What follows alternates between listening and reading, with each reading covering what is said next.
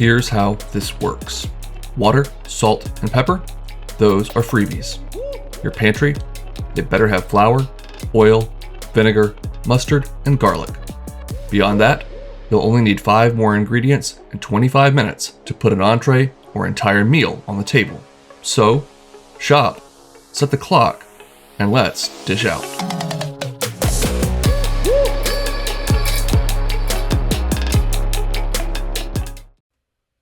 Our 5 ingredients this week will include 1 bell pepper, 1 onion. You could choose any color. I like the nice sharpness of a red onion. A few ears of nice sweet corn. It's a great recipe for using up that end of summer corn. Some chicken thighs. They hold it better to the heat of the oven than breasts, but of course, if you like breast better, just use that. Go ahead and shuck your corn and get the silks off of them. Set them aside for now. We'll take our chicken thighs and lay them out in a single layer on a baking tray. By the way, you want to put your oven to 450 degrees Fahrenheit with convection if you have it.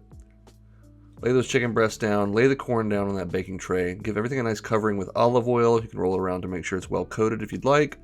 We'll season that corn up with some fresh cracked pepper and a nice pinch of salt. We'll go ahead and put a little salt on our chicken as well, and then a nice heavy layer of that jerk seasoning.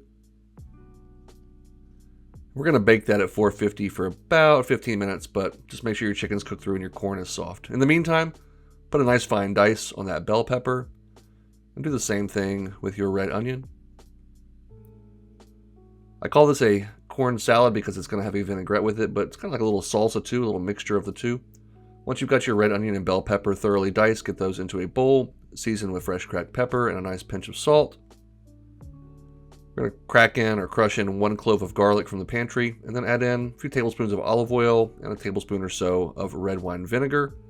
You want more dressing than you need just for the pepper and the onion because we are eventually going to add our cooked corn into this, and we want everything nice and thoroughly dressed in that vinaigrette. As you can see, after about 15 minutes, that corn is steaming and softened. Those chicken breasts are perfectly cooked through and still nice and juicy. So we're going to just take a nice sharp knife and cut all the corn off the cob.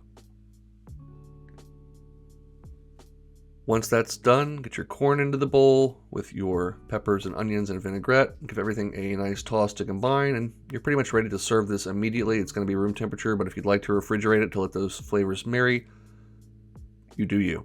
Just might take more than 25 minutes. We'll lay down a nice bed of that corn salad. And I went ahead and sliced up 1 of the chicken thighs. This is a pretty moderate portion here. If you want 2 chicken thighs, go right ahead.